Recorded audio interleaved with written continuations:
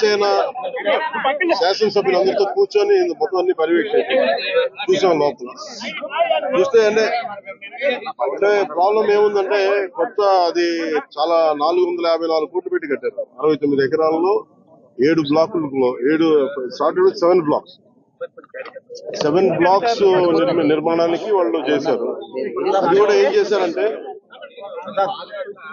Extension of existing resort కింద చెప్పారు. వాళ్ళు గవర్నమెంట్ జీవోలో ఏముందంటే existence redevelopment of existence resort. That's how they have raise the bill.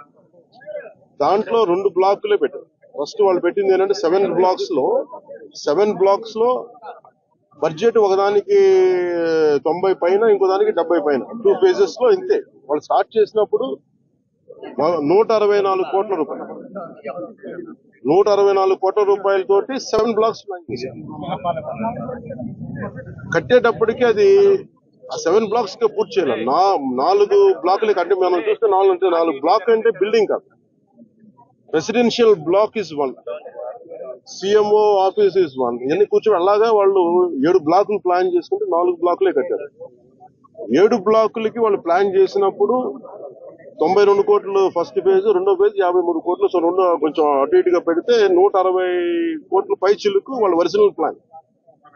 అది ఏదైనా సరే ఇంకో చోట పైకి వెళ్ళిందంటే ఒక 2 అవుతుంది. కానీ ఇది 454 కోట్లు అయితే not even for the entire 7 blocks. It is only 4 blocks.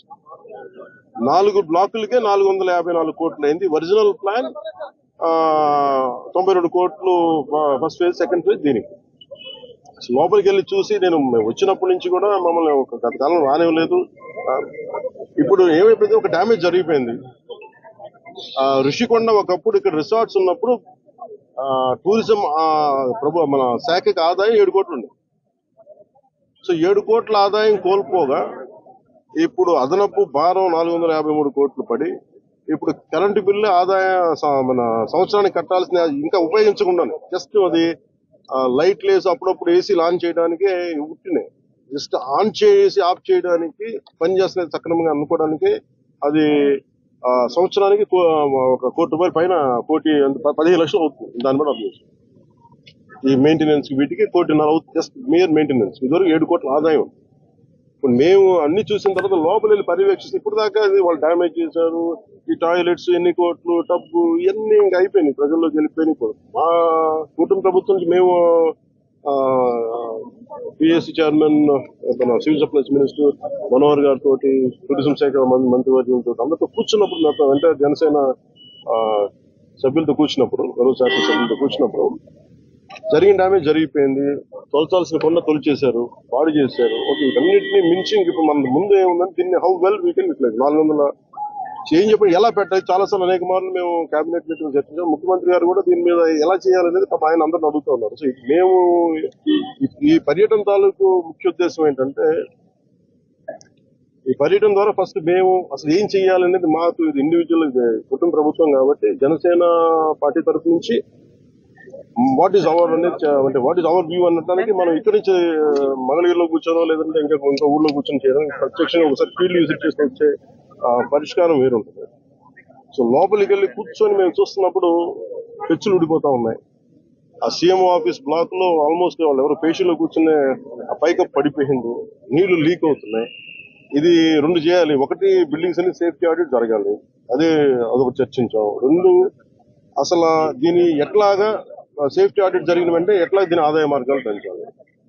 మీరు ఎవరైనా సరే వ్యాపారం చేద్దాం అనుకున్న వాళ్ళు కూడా ఇలా గత ప్రభుత్వం ఏం చేసింది, అది వాళ్ళ ముఖ్యమంత్రి కార్యాలయం కింద, వాళ్ళ నివాసం కింద, వారి కుటుంబ నివాసం కింద పెట్టారు. మనం ఆలోచిస్తుంది ఏంటంటే ఇది ఆదాయం, ఇది టూరిజం శాఖ ప్రాపర్టీ. ఇది should remain as Andhra Pradesh government ప్రాపర్టీగా ఉండాలని మా అందరి కోరిక. దట్స్ వాట్ ఒక 4 రెజల్యూషన్ తీసుకున్నాం. ఒక ప్రైవేట్ వ్యాపారం ఎవరైనా సరే 1 కోటి రూపాయలు పెట్టుబడి పెడితే కనీసం ₹1 ఆదాయం రావాలనుకుంటుంది. దీని మీద 453 కోట్ల రూపాయలు పెట్టుబడి పెట్టి కనీసం ముందస్తుగా ఏం చేయాలి, అసలు బ్రేక్ ఈవెన్ ఎప్పుడు అవుతుంది, ఇది ఆదాయం ఎప్పుడు మారుతుంది అనేది ఏం చెప్పంటే మన మైస్ అనేది ఒక యాక్రోనిమ్ చెప్పారు. ఏంటి MICE acronym? Meetings, incentives, exhibition and conference. ఓకేనా? ఇది ఏంటంటే Dubai is a MICE destination అంటారు. అలాగే వైజాగ్ ఇది మన మీటింగ్స్ కానీ లేదంటే ఏదైనా పెట్టుబడులు పెట్టడానికి ఇన్సెంటివ్స్ ఇవ్వడానికి కానీ లేదంటే కాన్ఫరెన్స్ పెట్టుకోవడానికి బ్యూటిఫుల్ ప్లేస్ కాన్ఫరెన్స్ పెట్టుకోవడానికి లేదంటే ఎగ్జిబిషన్స్ పెట్టుకోవడానికి వీటన్నిటికీ కూడా డెస్టినేషన్ మ్యారేజ్ వీటన్నిటికీ ఉంటుంది. దాంట్లో భాగంగానే దీన్ని మైస్ ఈవెంట్ టోటల్ పాలసీలు దీన్ని పెడితే బాగుంటుందని కోరిక. అలా కాకుండా మనం 453 కోట్లు పెట్టి దీన్ని ఒక ఎగ్జిబిషన్ లాగా అందరూ అంటే మేము ఇచ్చిన మేజర్ ప్రపోజల్ ఏంటంటే మేము తీసుకున్న మేజర్ రెజల్యూషన్ ఏంటంటే it is not about football. మనం టికెట్లు పెట్టేస్తే ఎంత వస్తుంది రోజు బాగా ఉంటుంది తప్ప ఈ 450 అంటే నేను ప్రభుత్వం should think like proper business. నేను టూరిజం శాఖ కూడా అదే చెప్పాను. మీరు 453 కోట్లు ప్రజాధనం పెడితే 453 కోట్లు ఎప్పుడు బ్రేక్ ఇన్ అవుతే అది ఎప్పుడు ఆదాయం వస్తుంది. ప్రభుత్వం నుంచి తీయడం కాకుండా అందుకని దీన్ని డెస్టినేషన్ మీటింగ్స్ లేదంటే అన్ని కలిపి ఈవెంట్ చేయాలి. దీని మీద కూర్చోబెట్టి ఇమీడియట్ గా దీన్ని ఈ వింటర్ లోపు దీన్ని ఒక నిర్ణయం తీసుకుని నాకు ఎందుకంటే నాకు ఈ టెండర్స్ ఎలా చేస్తారో నాకు తెలియదు అవగాహన లేదు కాబట్టి దాని మీద అందరూ కూర్చొని చర్చించమని చెప్పారు. ఇది మేము గౌరవ ముఖ్యమంత్రి గారికి దీన్ని మా రెజల్యూషన్ తెలియజేస్తాం. అది ఎందుకంటే వాళ్ళు కూడా మన ముఖ్యమంత్రి గారు కూడా ఏమంటారంటే చాలా సార్లు మీరు ఏదైనా ఒక ప్రపోజల్ తోటి ఒక సలహాతో మేము తీసుకెళ్తాం. అనేక పర్యాలు కేబినెట్ మీటింగ్ చర్చ దాంట్లో భాగంగా మేము ఇక్కడికి వచ్చి కూర్చొని ఇది కుటుంబ ప్రభుత్వం జనసేన ప్రపోజల్ గా దీన్ని ఎలా చూస్తున్నాం అనేది వారికి తెలియజేస్తాం. అలాగే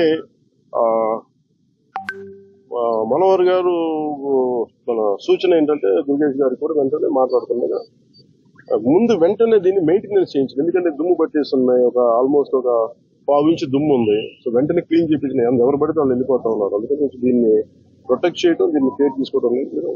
థ్యాంక్స్.